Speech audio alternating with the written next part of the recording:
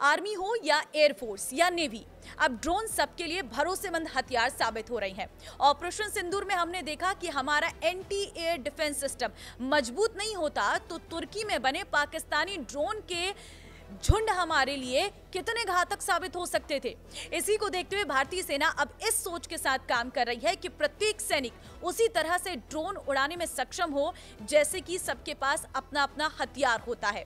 ये eagle in the arm की सोच पर आधारित है। हाल ही में सेना प्रमुख जनरल उपेंद्र द्विवेदी साफ कर चुके हैं कि आने वाले दिनों में हमारी मारक क्षमता कई गुना बढ़ जाएगी। उनका इशारा साफ है कि भारतीय सेना बहुत ही तेजी से अत्याधुनिक और भविष्य की फोर्स में तब्दील हो रही है।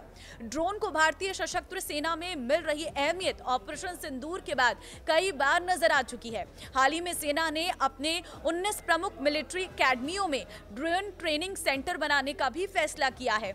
रक्षा प्रवक्ता लेफ्टिनेंट महेंद्र रावत के मुताबिक सैनिकों को ड्रोन से लैस करने के मकसद को दो तरह से देखा जा सकता है।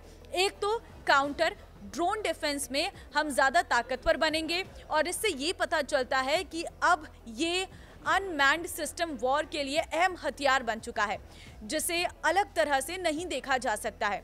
प्रत्येक सैनिक और अफसरों को ड्रोन के संचालन में एक्सपर्ट बनाकर सेना इस तरह से सोल्जर्स ऑफ द फ्यूचर तैयार करने की योजना पर काम कर रही है जिनके पास अब सिर्फ हथियार ही नहीं होंगे, ड्रोन के रूप में एक ईगल भी रहेगा जिससे वो दूर तक नजर रख सकें और युद्ध के मैदान में और ज्यादा ताकतवर बने रहें।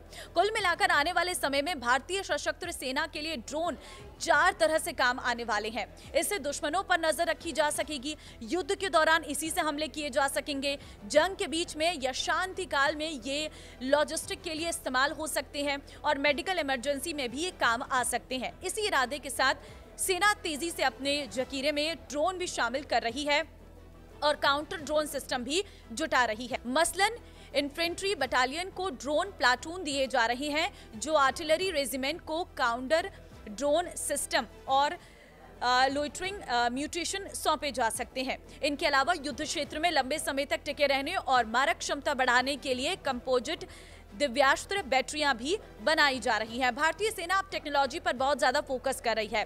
रूस यूक्रेन युद्ध से लेकर इजराइल हमास संघर्ष और ईरान पर अमेरिकी हमलों ने जो सीख दी है और सबसे बढ़कर ऑपरेशन सिंदूर का जो अनुभव रहा है उसको देखते हुए मॉडर्न वॉरफेयर में टेक्नोलॉजी ही सबसे बड़ा हथियार साबित हो रहा है। और अब ये बात पूरी तरह से साफ है कि दुनिया की जो भी मिलिट्री अब तकनीक में आगे होगी, जीत उसी की होगी।